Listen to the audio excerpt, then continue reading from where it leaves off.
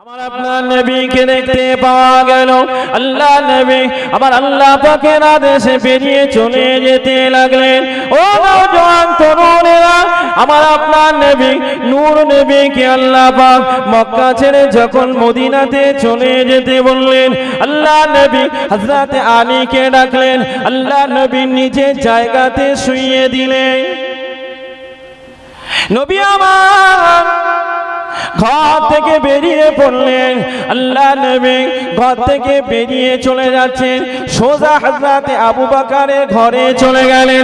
আবু বকরের ঘরের দরওয়াজায় টুকটুক করে আওয়াজ দিলেন। হযরত আবু বকর আমার নবীর জন্য এতটাই পেয়ার ছিলেন, আমার নবীর মহব্বতে এতটাই ভক্তি ছিলেন, আমার নবীর প্রতি তার এতটাই ভালোবাসা ছিলেন। আল্লাহ নবী হযরত আবু বকরের ঘরে টুকটুক আওয়াজ দেওয়ার সঙ্গে সঙ্গে হযরত আবু বকর আমার নবীর জন্য ঘরের দরওয়াজাটা খুলে দিলেন। আল্লাহ নবীকে ঘরের ভিতরে নিলেন। ঘরের ভিতরে নেওয়ার পরে আল্লাহ নবী হযরত আবু বকরকে বললেন, আবু বকর এখানে আর দাঁড়ানো যাবে না।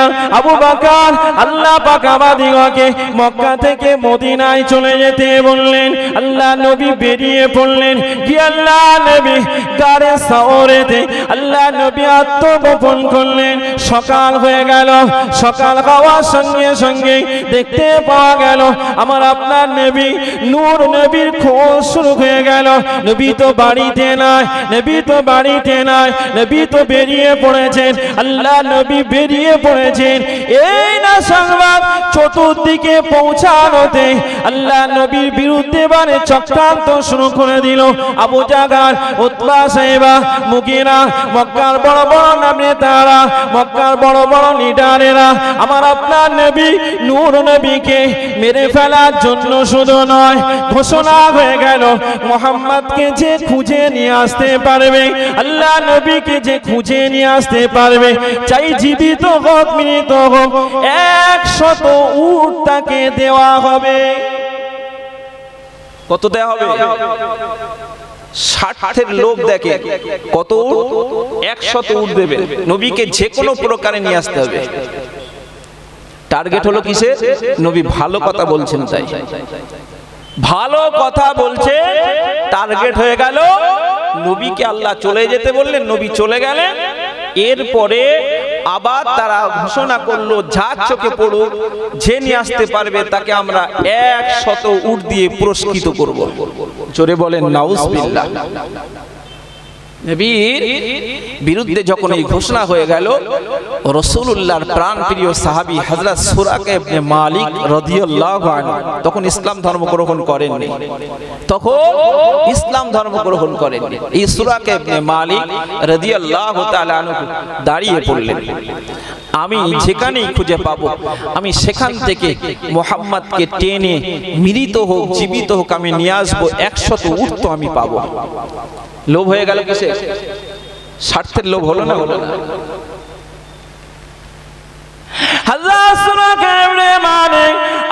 তিনি থাকতে পারলেন না, লোভে বেরিয়ে পড়লেন। তখন তিনি ইসলাম ধর্ম গ্রহণ করেন নাই, তখন তিনি ইসলাম ধর্ম গ্রহণ করেন নাই। হযরত সুরাকা ইবনে মালিক বেরিয়ে পড়লেন, ঘোড়ার পিঠেতে উঠলেন। ঘোড়ার পিঠেতে উঠে সোজা আমার নবী আপনার নবীকে খোঁজার জন্য বেরিয়ে পড়েছে। মক্কার গলিতে ও গলিতে সোজা খুঁজতে লেগে গেছে। আল্লাহ নবীকে খুঁজে পাওয়া যায় না। কোথায় না আল্লাহ নবী লুকিয়ে রইলেন। আল্লাহ নবীকে নিয়ে আসবেন। 100 উটের এই নেশা, 100 উটের লোভ তার ভিতরে এসে গেল।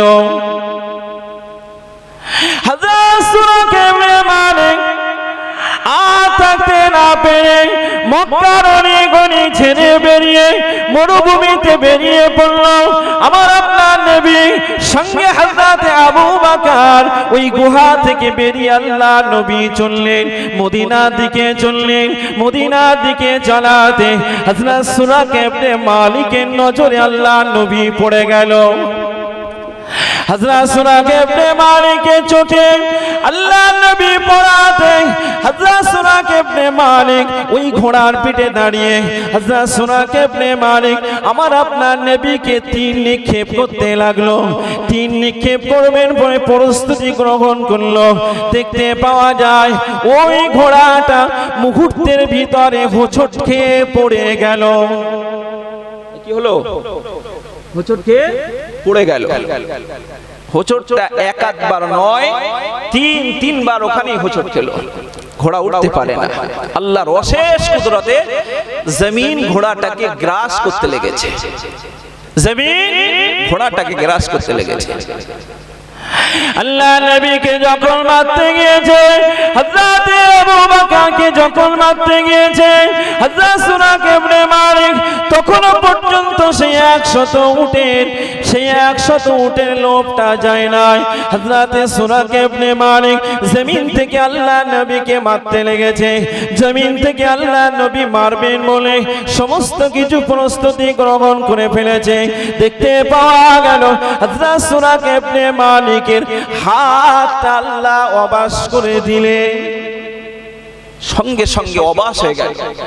নবীকে মারতে পারলেন না। দূর থেকে ক্ষমা চাইলেন, মুহাম্মদ আপনি আমাকে ক্ষমা করে দেন, আমি আপনাকে কোনো ক্ষতি করব না। জোরে বলেন সুবহানাল্লাহ। নবী মনে দয়া হয়ে গেল, নবীর মনে মায়া হয়ে গেল। আল্লাহ নবীর মনে যেই মায়া হয়ে গেল, নবীর মনে যেই দয়া হলো, নবী আল্লাহর কাছে দোয়া চাইলেন, আল্লাহ সুরাকাকে আপনি ভালো করে দেন। জোরে বলেন সুবহানাল্লাহ। নবী দোয়া করলেন, মুহূর্তের ভিতরে সুরাকা ভালো হয়ে গেল, ঘোড়াটাও টেনে উঠলো।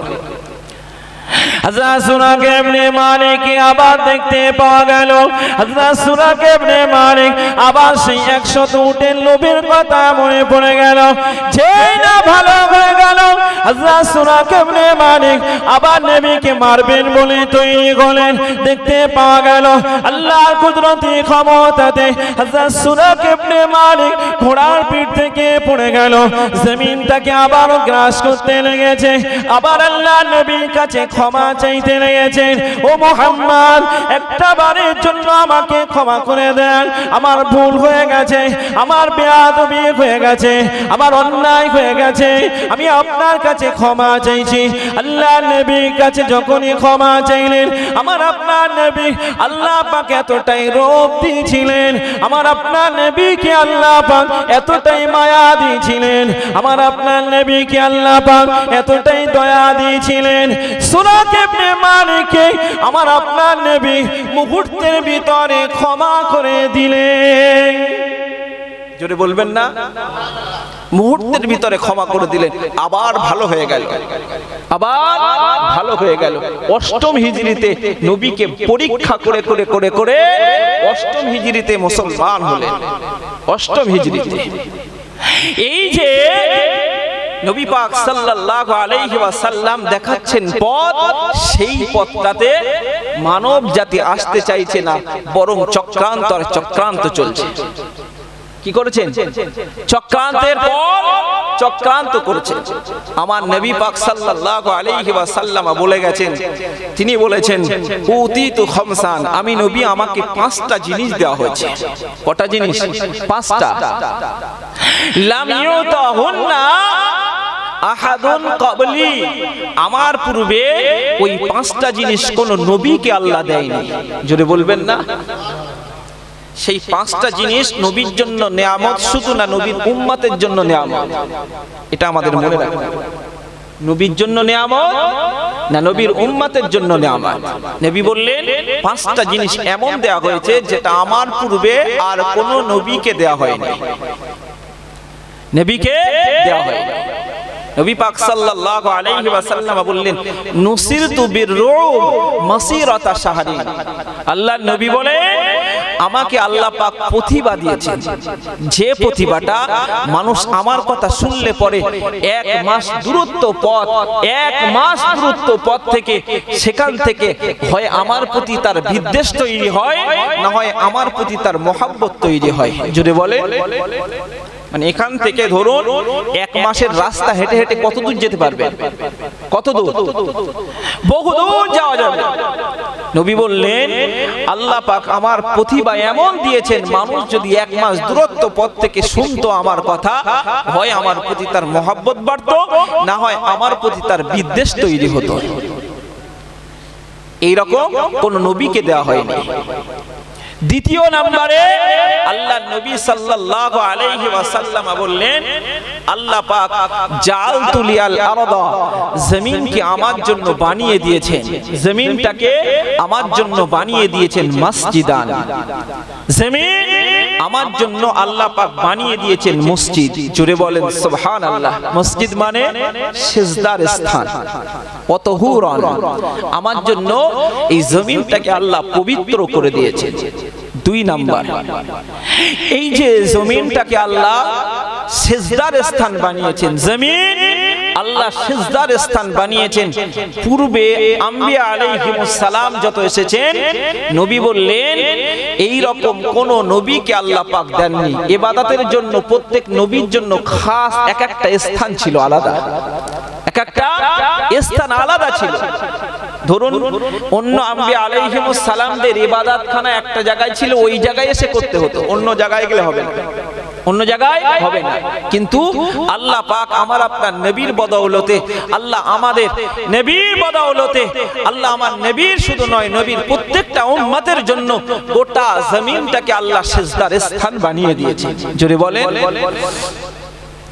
আল্লাহ নবী সাহাবাদেরকে বলেন, ও সাহাবীরা শুনে নাও, জেনে নাও, আমি নবী তোমাদেরকে জানিয়ে দিলাম, আমি নবী তোমাদেরকে জানিয়ে দিলাম, জাআলতু লিয়াল আরদা, জাআলতু লিয়াল আরদা, জমিনটাকে আমি নবী আমার জন্য শুধু নয়, আমার জন্য এবং আমার উম্মতের জন্য মসজিদান, আল্লাহ পাক সিজদার স্থান বানিয়ে দিয়েছেন।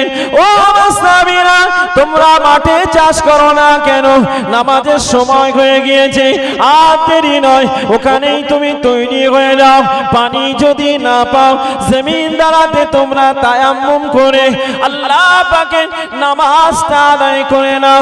তোমাদের জন্য খাস কোনো জায়গা করা হয় না, তোমাদের জন্য খাস কোনো জায়গা করা হয় না। মসজিদে না আসলে পরে নামাজ হবে না, বাড়িতে না আসলে পরে নামাজ হবে না, ইবাদতখানাতে না আসলে পরে নামাজ হবে না। ও আমার সাহাবীরা, আমি নবী তোমাদেরকে জানিয়ে দিলাম, জাআলতু লিয়াল আরদা মসজিদান ওয়া তাহুরান, আমি নবী তোমাদেরকে জানিয়ে দিলাম, আল্লাহ আমাকে এত বড় নিয়ামত দিয়েছেন, সমস্ত জমিনটাকে আল্লাহ আমার এবং আমার উম্মতের জন্য আমার আল্লাহ পাক সিজদার স্থান বানিয়ে দিয়েছে। সমস্ত জমিন বানিয়ে দিয়েছে, জমিন থেকে আমাকে আবার পবিত্র হওয়ার সুযোগ করে দিয়েছে। আম্মা জান হযরতে আয়েশা রাসূলুল্লাহর সঙ্গে সফরে গেছে, বোন আসমার একটা হার সঙ্গে ধার নিয়ে গিয়েছিলেন, বোন আসমার হার ধার করে নিয়ে গিয়েছিলেন।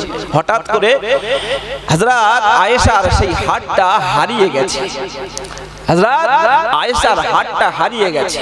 এমন সময় সাহাবীদের কাছে পানি নেই, অথচ নামাজের সময় হয়ে গেছে, সাহাবীদের কাছে পানি নেই, নামাজে রক্ত হয়ে গেছে, নামাজে রক্ত পার হয়ে যাবেন এইরকম একটা পরিস্থিতি হয়ে গেছে, হার পাওয়া যাচ্ছে না, কাফেলা স্তব্ধ হয়ে গেল, কাফেলা দাঁড়িয়ে গেল, কাফেলার আগাচ্ছে না, সেই হাটটা খুঁজছেন সাহাবীরা হযরত আবু বকরের কাছে। আয়েশা রাদিয়াল্লাহু তাআলা আনহার আব্বাজান হযরত আবু বকর, হযরত আবু বকর ও রাসূলুল্লাহ সাহাবী ছিলেন, অপর দিক দিয়ে রাসূলুল্লাহ শ্বশুর ছিলেন হযরত আবু বকর। সাহাবীরা হযরত আবু বকরের কাছে এসে নালিশ করছেন, রাসূলকে না, রাসূল বিশ্রাম করছেন। আম্মাজান হযরত আয়েশার কোলে আল্লাহর নবী মাথা রাখা, সাহাবীরা আবু বকরের কাছে গিয়ে বারবার অভিযোগ করছেন যে আপনার মেয়ের কাণ্ড দেখেন, আপনার মেয়ে কাণ্ড দেখেন, হাতটা হারিয়ে ফেলেছে, এখন নামাজের সময় হয়ে গেছে, সময় পার হতে চললো, নামাজ পড়ার মতো আমাদের কাছে পানি নেই, সম্মুখে যাব তাও তো পরিস্থিতি নেই, কাফেলা তো দাঁড়িয়ে গেছেন, এখন নামাজ কিভাবে আদায় হবে। হযরত আবু বকর এতটাই রাগা রেগে গেছেন, আম্মা জান হযরতে আয়েশার কাছে গিয়ে এত রাগা রেগে গেছেন, মারতে পারছেন না, বকতে পারছেন না, রাসূল ঘুমাচ্ছেন, ঠিক কোমরে আঙুল দ্বারাতে জোরে জোরে খোঁচা মারতে লেগেছে, আর বলছে মনে মনে যে তুমি এমন একটা কাজ করলে সমস্ত সাহাবীর আজকে নামাজ কাজা হয়ে যেতে লাগলো। আম্মা জান হযরতে আয়েশা, আল্লাহ নবী মাথাটা আম্মা জান হযরতে আয়েশার কোলের উপরে। আম্মা জান হযরতে আয়েশা বর্ণনা করেন, আল্লাহ নবী আমার মাথার উপরে রেখে নবী আমার ঘুমাচ্ছেন। হযরত আবু বকর আমার আব্বা জান এসে আমাকে এতটাই বকাবকি করতে লাগলো, এতটাই তম্বি করতে লাগলো, এতটাই বকাবকি করতে লাগলো। শুধু আমাকে বকাবকি নয়, আঙুলের গোছে আঙুল দাঁড়াতে আমার কোমরে এমন ভাবে খোঁচা দিতে লেগেছে, আঙুল দাঁড়াতে আমার কোমরে এমন ভাবে খোঁচা দিতে লেগেছে, আমার প্রচন্ড পরিমাণ ব্যথা লাগছে, আমার প্রচন্ড পরিমাণ কষ্ট হতে লেগেছে। আমি ঝরঝর করে কাঁদতে লাগলাম। আল্লাহ পাকের দয়া হয়ে গেল, আল্লাহ পাকের মায়া হয়ে গেল। ফালাম তাজিদু মান ফাতায়াম্মামু সাঈদান তাইয়্যিবান, আল্লাহ পাকের কোরআনের আয়াত নাযিল হয়ে গেল।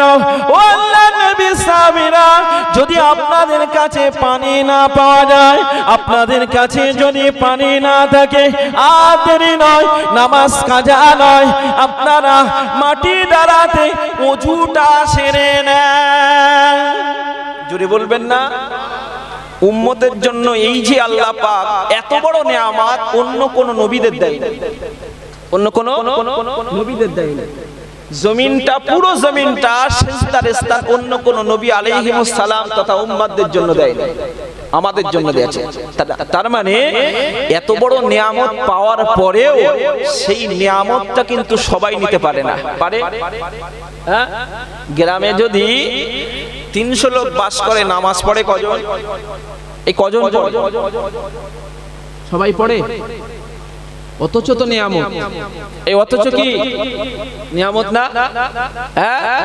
আরে নামাজ কি জিনিস তাও জানি না তো, নামাজ কি জিনিস জানি না তো, পড়বে কি? সমাজের বুকে প্রচলিত হয়ে গেছেন, একদম প্রচলিত হয়ে গেছেন, জুমার দিন নামাজ পড়বো, ইমাম সাহেব দোয়া করে দেবে, ওই দোয়াতে পুরো সোজা জান্নাত। সমাজে প্রচলিত হয়ে গেছেন, বছরে একবার ফুরফুরা শরীফে যাব, দাদা হুজুর কেবলার মাজার জিয়ারত করব, একেবারেই আমার জন্য জান্নাত সোজা। অতটা সহজ নয়। নবী বলেছেন এই নিয়ামত টোটাল জমিনটাকে সিজদার স্থান বানিয়েছেন, কোন নবীর জন্য বানায়নি, আল্লাহ আমার জন্য খাস দিয়েছেন, আমার উম্মতের জন্য এটা নিয়ামত। সেই নিয়ামত যারা অস্বীকার করে, সেই নিয়ামত যারা অস্বীকার করে, এদের নামাজ যদি না থাকে, এদের নামাজ যদি না থাকে, সারাটা জীবন ফুরফুরা শরীফে গিয়েও, মুজাদ্দিদুজ জামানের রওজা জিয়ারত করেও বিন্দু পরিমাণ কাজ হবে না, বিন্দু পরিমাণ কাজ হবে না। কি করে হবে? ফুরফুরা শরীফের পীর সাহেব কেবলা রহমাতুল্লাহ আলাইহি তিনি যেখানে যেতেন, ফুরফুরা শরীফের পীর সাহেব কেবলা যেখানে যেতেন সেখানে ওয়াজ করতেন, আর সর্বপ্রথম ওনার কাজ ছিল নামাজের উপরে তাকিদ দেওয়া। এই কিসের উপরে? এই কিসের উপরে? নামাজের উপরে তাকিদ দেওয়া। হযরত ফুরফুরা শরীফের পীর সাহেব কেবলা রহমাতুল্লাহ আলাইহি জলসায় গেছেন, ওনার জলসাতে মিনিমাম লোক হতো 20 থেকে 20,000 থেকে 1 লাখ লোকের উপর। কত লাখ? 1 লাখ লোকের উপর। ফুরফুরা শরীফের পীর সাহেব কেবলা রহমাতুল্লাহ আলাইহি জলসায় গেছেন, একজন বাড়িতে বাড়িতে ঘরোয়া জলসায় গেছেন, শুনলেন লোকটা নামাজি নয়, লোকটা এই নামাজি নয়, ভালো করে শুনুন কথাটা, লোকটা নামাজি নয়, লোকটা বড় লোন ল্যান্ড ইত্যাদি সুদের সঙ্গে জড়িত। হঠাৎ করে রাস্তার মাঝেতে যে মানুষটা নিতে এসেছেন, ওই মানুষটাকে জিজ্ঞেস করলেন, ওই লোকটা কেমন, তো বর্ণনা দিল। বর্ণনা দেওয়াতে ফুরফুরা শরীফের পীর সাহেব কেবলা তথা মুজাদ্দিদুজ জামান ওই জলসায় যেতে নারাজ হলেন। কেন? উনি নামাজি নন, নামাজ পড়েন না, উনি আবার সুদের সঙ্গে সম্পর্ক রাখেন। বুঝতে পারলেন? যেতে নারাজ। মানুষটা বলল, হুজুর আমি প্রাইভেট স্কুল মাস্টার, আমি কোনো লোন টোন এসব কোনো সম্পর্ক আমার নেই, হুজুর আপনি ওখানে জলসা করবেন, ফিরে এসে আমার বাড়িতে থাকবেন। হুজুর তারপরে রাজি হলেন। জোরে বলেন সুবহানাল্লাহ। হযরতে মুজাদ্দিদুজ্জামান আমার আপনার পীর হযরতে মুজাদ্দিদুজ্জামান আলা হযরত দাদা হুজুর পীর কেবলা রাহমাতুল্লাহ আলাইহি ওই মজলিসে জলসা করলেন, সুদের বিরুদ্ধে জলসা করলেন, ওই মজলিসে জলসা করলেন, যারা বেনামাজি তাদের বিরুদ্ধে জলসা করলেন। জলসা করার পরে ওই মানুষটা আসলেন, হুজুর একটু আমার আব্বা আম্মার কবরটাকে জিয়ারত করতে দেন, আমার আব্বা আম্মার কবরটা একটু জিয়ারত করিয়ে দেন। ফুরফুরা শরীফের মুজাদ্দিদুজ্জামান আমিরুশ শরিয়াত আলা হযরত দাদা হুজুর পীর কেবলা রাহমাতুল্লাহ আলাইহি দেখতে পাওয়া গেল মাজারটা জিয়ারত করতে গেলেন, কবর জিয়ারত করতে গেলেন। ওই মানুষটা যে মানুষটা দোয়া করেছিলেন ফুরফুরা শরীফের পীর সাহেব কেবলার হাতে 50 টাকা হাদিয়া দিলেন। কত? 50 টাকা হাদিয়া দিলেন। হুজুর বললেন এ টাকা আমার লাগবে না। কেন? তুমি বেনামাজি আর তুমি হলো সুদের সঙ্গে সম্পর্ক রাখা ব্যক্তি, ও টাকা আমার লাগবে না। জোরে বলে হ্যাঁ। লোন নিয়ে তো ফুরফুরা শরীফে যাওয়ার সময় চলছে কি নারায়ে তাকবীর আল্লাহু আকবার, ফুরফুরা শরীফ জিন্দাবাদ। ওরে দাদা হুজুরের জীবনীটা পড় না রে, একটু দেখতে পাবি কি রয়েছে তার ভিতরে। মানুষটা কেমন, মানুষটা কেমন। দাদা হুজুর কেবলা জীবনীটা একটু পড়ে দেখ না রে। তার ভক্ত বলে চেঁচালে হবে না, চোখওয়ালা ভক্ত হওয়া দরকার। জীবনীটা একটু পড়ে দেখো যে দাদা হুজুর কেবলা জীবনে তিনি এই সমস্ত কাজও করেছেন, সঙ্গে 50 টাকা ওই হাদিয়াটা রাখলেন, বললেন আমার লাগবে না ভাই, তুমি যখন ভালো হবে তওবা করবে, কাজ থেকে বিরত হবে, তখন আমার মাদ্রাসায় ওই টাকাটা পৌঁছে দিও। এই জোরে বলবেন না, আমার মাদ্রাসায় পৌঁছে দিও। এর নাম হলো মুজাদ্দিদুজ্জামান, এর নাম মুজাদ্দিদুজ্জামান, ফুরফুরা শরীফের মুজাদ্দিদুজ্জামান। মুজাদ্দিদ মানে হলো বেদাতকে ওপড়ানো ব্যক্তি, বেদাতকে নির্মূল করা ব্যক্তি, বেদাতকে চেপে দেওয়া ব্যক্তি। অথচ সেই মুজাদ্দিদুজ্জামান রাহমাতুল্লাহ আলাইহির সিলসিলার মানুষ আমরা, সেই মুজাদ্দিদুজ্জামানের নীতিরীতির উপরে আমরা চলতে নারাজ। আরে মুজাদ্দিদুজ্জামানের নীতিরীতি তো নবী পাকের নীতিরীতি, তার বিরোধী কিছু আছে নাকি? হযরতে ফুরফুরা শরীফের পীর মুজাদ্দিদুজ্জামান দাদা হুজুর পীর কেবলা রাহমাতুল্লাহ আলাইহি ওই বাড়িতে খাওয়া দাওয়া করলেন না, ওই বাড়িতে খাওয়া দাওয়া করলেন না, সোজা বেরিয়ে আসলেন ওই মাস্টার সাহেবের বাড়িতে থাকলেন, ওখানে খাওয়া দাওয়া করলেন। দেখতে পাওয়া গেল পরের দিন সকালবেলা ওই মানুষটা আসলেন হুজুর কেবলার কাছে ক্ষমা চাইলেন, হুজুর আপনি আমাকে মাফ করে দেন, হুজুর আপনি আমাকে ক্ষমা করে দেন।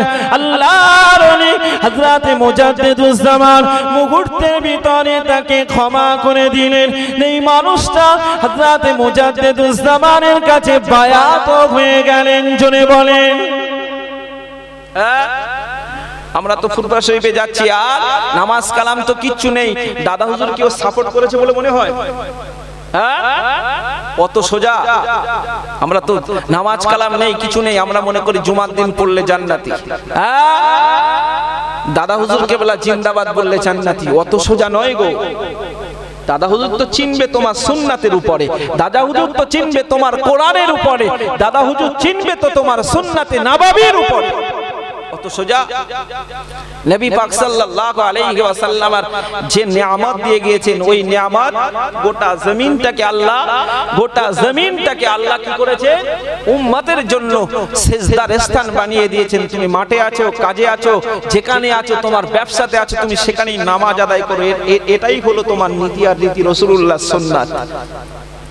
নিয়ামত তুমি তখনই স্বীকার করলে, নিয়ামত তখনই তুমি পেলে, আর তোমার কাজ রয়েছে বলে তুমি এড়িয়ে গেলে। তোমার কাজ রয়েছে বলে তুমি এড়িয়ে গেলে, ওই কিন্তু এড়িয়ে যাওয়ার নাম ইসলাম নয়, এড়িয়ে যাওয়ার নাম মুজাদ্দিদুজ্জামানের নীতি নয়। মুজাদ্দিদুজ্জামান রাহমাতুল্লাহ আলাইহির নীতি হলো দাদা হুজুর কেবলার, এই নীতি হলো খোদ নবী পাকের নীতি। জোরে বলেন সুবহানাল্লাহ। তাই নবীর জন্য নিয়ামত কটা বললাম? 5টা। প্রথম বলেছি কি নবীকে আল্লাহ রূপ দিয়েছেন, প্রতিভা দিয়েছেন। সমস্ত জমিনটাকে আল্লাহ কি করলেন? সিজদার স্থান বানিয়ে দিলেন এবং পবিত্রতার জায়গা বানিয়ে দিলেন। এই পবিত্রতা হওয়ার একটা মাধ্যম বানিয়ে দিলেন। এটা আমাদের জন্য নিয়ামত, করতেই হবে আমাদের। নবীর জন্য নিয়ামত মানে উম্মতের করতে হবে না, হবে না? হ্যাঁ। 3 নম্বরে নবী বললেন উহিল্লাত লিয়াল গনাইম, উহিল্লাত লিয়াল গনাইম। আল্লাহ পাক রব্বুল আলামিন আমাকে গনিমত তথা যুদ্ধলব্ধ মালটাকে আমার জন্য হালাল করে দিয়েছে। যদি বলেন সুবহানাল্লাহ।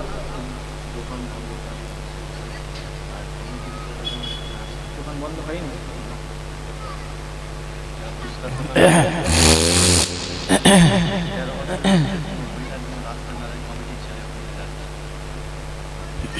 দেখেছেন জলসার মজলিস, মুজাদ্দিদুজ জামানের কায়েমের মজলিস আজকে বাজার ঘাটে পরিণত হয়েছে। কমিটির ছেলেরাও পারে না তাদের বন্ধ করতে। বন্ধ করবে কিভাবে? বন্ধ সমাজ এমন হয়ে গেছে, বাজার না বসলে মিলাদ হয় না। সমাজ এমন হয়ে গেছে, সমাজটাকে আরে সমাজের বুকে আসলে কি জানেন, আমরা নিজেরাই জানি না পর্দা কি জিনিস, আমরা নিজেরাই তো জানি না ইসলাম কি জিনিস, যার কারণে ক্ষতিটা এই জায়গায় দাঁড়িয়েছে। যার কারণে সেই জন্য আমি বলছি, এখনো যারা দোকান চালাচ্ছ, দোকানদার যারা রয়েছেন, আপনাদের কাছে অনুরোধ করছি আপনারা দোকান বন্ধ করেন, দোকান বন্ধ করেন। যারা বাইরে ঘোরাফেরা করছে, কমিটির ছেলেরা গেলে পরে আপনাদের সঙ্গে অশান্তি হতে পারে, দোকান বন্ধ করেন। আপনাদের বলা সত্ত্বেও আপনারা দোকান চালাচ্ছেন। তো নবীকে 3 নম্বর নিয়ামত কি বলেছি? যুদ্ধলব্ধ মাল, মানে যুদ্ধে যারা হেরে যাবে, হেরে যাওয়াতে সে সমস্ত মালগুলি ফেলে যাবেন, ওই সমস্ত অর্থ, ওই সমস্ত মালগুলিকে আমার নবীর জন্য আল্লাহ হালাল করে দিয়েছিলেন। জোরে বলেন সুবহানাল্লাহ। যা অন্য কোন নবীদের জন্য আল্লাহ দেন, অন্য কোন নবীদের জন্য আল্লাহ দেন, কিন্তু হালাল করেছিল বলে এই নবীর জন্য হালাল করেছিল বলে নবী কিন্তু অর্থের পিছনে পড়ে থাকেনি, সাহাবীরা অর্থের পিছনে পড়ে থাকেনি। হালাল করেছে বলে যুদ্ধে যা পাবেন সেইগুলি নিয়ে নেবেন, এমনটি নবীর আদর্শ ছিল না, সাহাবীদের আদর্শ ছিল না। তার মানে পাওয়া মাল আপনি রাস্তাঘাটেতে পান, যেখানেই পান আপনি তুলে বাড়িতে নিয়ে যাবেন, নিয়ে যেতেই হবে। নিয়ে গিয়েছেন ভালো হয়েছে, কিন্তু তার তো সন্ধান করতে হবে। যুদ্ধলব্ধ মাল নবীর জন্য হালাল করেছেন, যা পূর্বের নবীদের জন্য হালাল করেননি। 3 নাম্বার। 4 নাম্বার বললাম, এই যে হালাল করেছেন, আল্লাহর নবী মক্কা থেকে যখন মদিনায় হিজরত করে চলে গেছেন, মক্কা থেকে মদিনায় হিজরত করে চলে গেছেন, তো যুদ্ধলব্ধ কিছু মাল নবীর কাছে আসলো। নবী ওই মালগুলো সব কুরাইশদের দিয়েছেন, তার মানে মুহাজিরদের দিয়ে দিয়েছেন, কুরাইশদের দিয়ে দিয়েছেন। যারা নবীকে তাড়িয়ে দিয়েছিল নবী তাদেরকেই দিলেন। এই যারা নবীকে তাড়িয়ে দিয়েছে তাদেরকেই নবী মালগুলি দিলেন।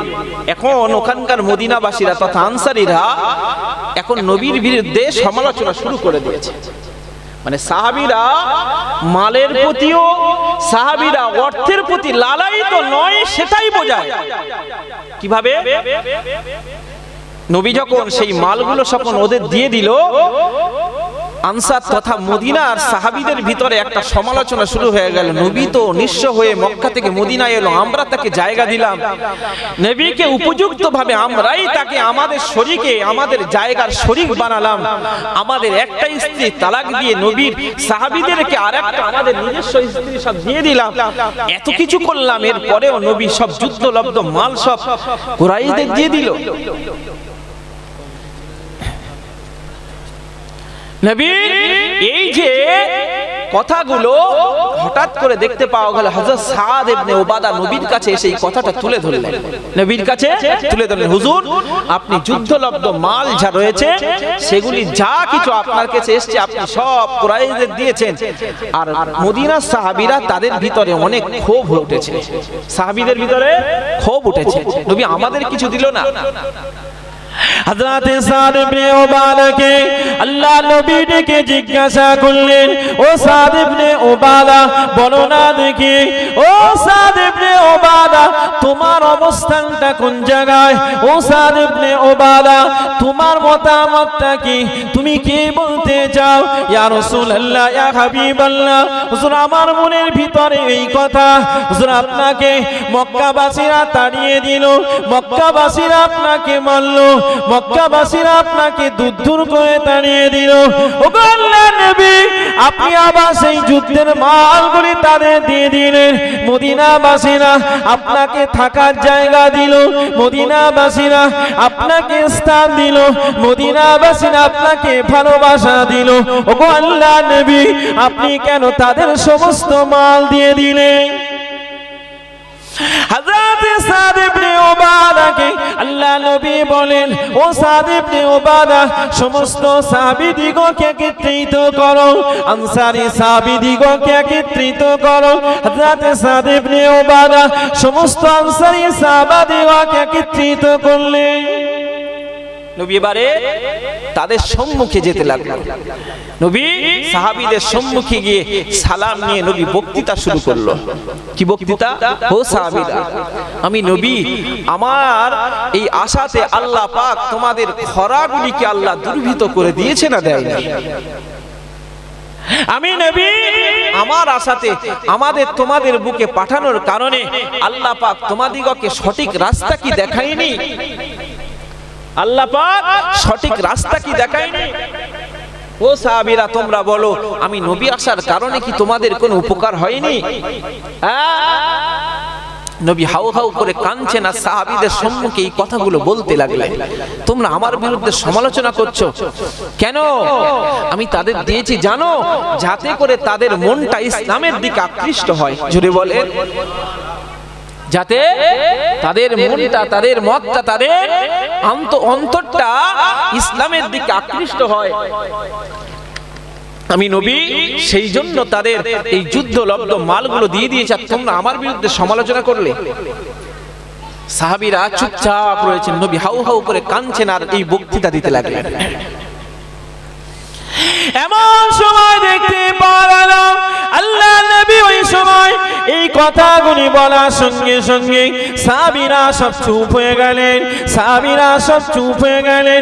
সাহাবীদের ভিতর দিয়ে কোনো কথার আওয়াজ আসলো না। আল্লাহ নবী আবার বলেন, ও আমার সাহাবীরা, ও আমার সাহাবীরা, তোমাদের ভিতরে কোনো কথার আওয়াজ আসে না কেন? বলো না দেখি, তোমাদের কোনো কথার আওয়াজ আসে না কেন? আল্লাহ নবী ওই সময় জানিয়ে বলেছিলেন, ও আমার সাহাবীরা, মক্কাবাসীরা উট নিয়ে চলে গেছে, মক্কাবাসীরা ছাগল নিয়ে চলে গেছে, মক্কাবাসীরা ভেড়া নিয়ে চলে গেছে, মক্কাবাসীরা দুম্বা নিয়ে চলে গেছে, মক্কাবাসীরা ঘোড়া নিয়ে চলে গেছে, মক্কাবাসীরা দুনিয়ার সম্পদ নিয়ে চলে গেছে।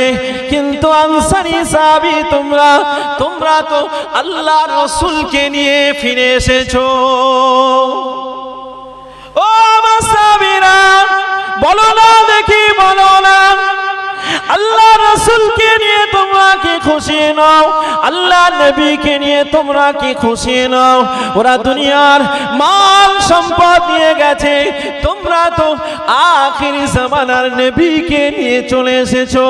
আল্লাহ নবী বলেন, ও আমার আনসারী সাহাবীরা, শুনে নাও, জেনে নাও, আমি নবী তোমাদিগকে জানিয়ে দিলাম, আল আনসারু শিয়ারুন, আনসাররা হলো আমার গেঞ্জি স্বরূপ, ওয়ান্নাসু দিসারুন, আর সমস্ত মানুষরা হলো আমার গায়ের জামা। আনসার তোমরা আনসারী সাহাবী। নবী বোঝাতে চেয়েছেন গেঞ্জি শরীরের সঙ্গে লেগে থাকে না, জামা লেগে থাকে, গেঞ্জিটা লেগে থাকে না। তাই নবী বলেছেন, ও আনসারী সাহাবীরা, তোমরা আমার যতটা নিকটবর্তী অন্যান্য মানুষ ততটা নিকটবর্তী নয়। জোরে বলেন সুবহানাল্লাহ। নবীর জন্য নিয়ামত ছিল। কি নিয়ামত? ওহিল্লাত লিয়াল গনাই, গনিমতের মালগুলি নবীর জন্য হালাল ছিল, যা পূর্বের জন্য হালাল ছিল না, পূর্বের জন্য হালাল ছিল না। 4 নম্বরে আল্লাহ নবী বলেন, ওয়া উতিতু শাফাআহ, আমি নবী, আল্লাহ আমাকে শাফাআত করার মতো সুযোগ করে দেবেন। জোরে বলেন, শাফাআত কাদের করবেন? এই উম্মতদের করবেন না করবেন না? হ্যাঁ, নবী 4 নম্বরের নিয়ামত শাফাআত, সুপারিশ নবী করবেন, যা অন্য নবীদের দেওয়া হয় না। অন্য নবীরা সুপারিশ করবে না, অন্য নবীরা সুপারিশ করবে না, করবে আমার আপনার নবী। জোরে বলেন সুবহানাল্লাহ, যা অন্য নবীদের জন্য দেওয়া হয় না। কেন, কিভাবে? আল্লাহ নবী বলেন কিয়ামতের ময়দানে আল্লাহ পাকের বান্দা বান্দিরা হযরত আদম আলাইহিস সালামের কাছে যাবে। হযরত আদম আলাইহিস সালামের কাছে গিয়ে বলবে, ইয়া আবুল বাশার, হে আবুল বাশার, আপনি তো মানব, আবুল বাশার আপনি তো মানুষদের পিতা, আপনি ইশফা লানা রাব্বিক, আপনি আমাদের জন্য একটু আল্লাহর কাছে একটু সুপারিশ করেন। কাকে বলা হবে? এই আদম আলাইহিস সালামকে। কারা বলবেন? মানুষজন গিয়ে বলবেন। হযরত আদম আলাইহিস সালাম ওই সময় জানাবেন, ও আল্লাহর বান্দা বান্দিরা শুনে নাও, আমি হযরত আদম আলাইহিস সালাম নাগানি আনিস শাজারাতা, নাগানি আনিস শাজারাতি, আল্লাহ পাক আমাকে আদেশ দিয়েছিলেন, ও আদম জান্নাতের ভিতরে ওই গাছের নিকটবর্তী হবে না। ও আল্লাহর বান্দা বান্দিরা, আমি শয়তানের চক্রান্তে পড়ে গিয়ে, আমাকে দেখতে পাওয়া গেল আমি সেই গাছের ধারে গিয়ে গন্ধম ফল খেয়ে ফেলেছিলাম। আল্লাহ পাক আমার প্রতি অসন্তুষ্ট হয়ে আছেন। ইসফালানা ইলা রাব্বিক, আপনারা যে বলছেন আমাকে আল্লাহর দরবারে সুপারিশ করতে, আল্লাহ পাকের দরবারে কিভাবে সুপারিশ করব? আজকে তো আমি নিজের চিন্তায় বিভোর হয়ে গেলাম। নফসি নফসি নফসি, ও মানুষেরা, ও আল্লাহর বান্দা বান্দিরা, আজকে দিনে আমি আদম, আমাকে সুপারিশ করার মতো যোগ্যতা আমার কাছে নাই। ইরজি ইলা গায়রি, যাও দেখো না দেখো অন্য কোন নবী থাকে কিনা দেখো। ইরজি ইলা গায়রি, এই সময় মানুষজন বলতে থাকে, কার কাছে যাব আপনি একটু বলে দেন না। হযরত আদম আলাইহিস সালাম ওই সময় বলতে লাগলেন, ইরজি ইলা নূহ আলাইহিস সালাম, চলে যাও হযরত নবী নূহ আলাইহিস সালামের কাছে চলে যান। মানুষজন কিয়ামতের ময়দানে দৌড়াতে দৌড়াতে, মানুষজন ছুটতে ছুটতে হযরত নূহ আলাইহিস সালামের কাছে পৌঁছে যাবে। মানুষজন হযরত নূহ আলাইহিস সালামের কাছে পৌঁছে গিয়ে, আসসালামু আলাইকা ইয়া নূহ আলাইহিস সালাম, ও আল্লাহ নবী নূহ আলাইহিস সালাম, ফাশফা লানা ইলা রাব্বিক, আপনি আমাদের জন্য আপনার প্রভুর কাছে একটু সুপারিশ করেন। হযরত নূহ আলাইহিস সালাম বলবেন, ও আল্লাহর বান্দা বান্দিরা, আজকে দিনেতে আমার নিজের বড় ভয় হয়, আমি আমার কওমের কাছে উপযুক্ত ভাবে দাওয়াত দিতে না পারায় আমার কওমকে আল্লাহ ধ্বংস করে দিয়েছে। না জানি আজকে দিনেতে আল্লাহ আমাকে জান্নাতে দেবেন না জাহান্নামে দেবেন, আমার বড় ভয় হয়। নফসি নফসি নফসি, ইরজি ইলা গায়রি, যাও অন্য কোন নবীদেরকে পাও কিনা দেখো, আমার দ্বারাই সম্ভব নয়। হযরত নবী নূহ আলাইহিস সালাম বলে দেবেন। ওরা সঙ্গে সঙ্গে হযরত নবী নূহকে বলবেন, ও আল্লাহ নবী নূহ, আমরা কোন নবীর কাছে যাব একটু বলে দেন, আমরা কোন নবীর কাছে যাব একটু বলে দেন। হযরত নবী নূহ আলাইহিস সালাম ওই সময় বলতে থাকবে, ইরজি ইলা ইব্রাহিম আলাইহিস সালাম, যাও চলে যাও, দেরি করো না, চলে যাও দেরি করো না। হযরত ইব্রাহিম আলাইহিস সালামের কাছে চলে যাও। মানুষজন হযরত ইব্রাহিম আলাইহিস সালামের কাছে চলে যাবেন। আসসালামু আলাইকা ইয়া নবী ইব্রাহিম, আপনি আমাদের জন্য ফাশফা লানা ইলা রাব্বিক, আল্লাহ পাকের কাছে একটু সুপারিশটা করে দেন। হযরত ইব্রাহিম আলাইহিস সালাম ওই একই জবাব দিতে থাকবে, একই জবাব দিতে থাকবে। এইরকম করে মুসা ঈসা শেষ পর্যন্ত নবীর কাছে পৌঁছাবে। নবী আরশের নিচে নবী সিজদায় পড়ে উম্মতির জন্য দোয়া করতে থাকবে। জোরে বলেন সুবহানাল্লাহ। একটু তাকবীর দেন, নারায়ে তাকবীর। একটু জোরে সোরে তাকবীর দেন, নারায়ে তাকবীর। জনাব হযরত হাফেজ মাওলানা তরিকুল ইসলাম সাহেব, নারায়ে তাকবীর। যাই হোক, আমাদের আমন্ত্রিত ওলামা হযরত, আপনাদের গ্রামের সন্তান, আল্লাহ চাইলে আরো শোনা হবে। হুজুর এসেছেন আপনাদের সকলের পরিচিতি। হুজুর আপনাদের সকলের পরিচিতি, বলার কোনো অবকাশ থাকে না, কারণ দীর্ঘদিনের সম্পর্ক। সঙ্গে আমার সঙ্গে তো সম্পর্ক, কারণ আপনারা জানেন আমার শিক্ষক। আমার এই জায়গায় এই লাইনে দেওয়ার মূল উদ্যোগটাই ছিলেন ইনি। আল্লাহ পাক হুজুরের ইলম এবং হায়াতকে আল্লাহ বাড়িয়ে দিক। তানার মুখের বাণী আপনারা শ্রবণ করতে থাকুন। যারা এদিক ওদিকে রয়েছেন, আপনাদের কাছে অনুরোধ করেছি আপনারা পাক মাহফিলে চলে আসুন।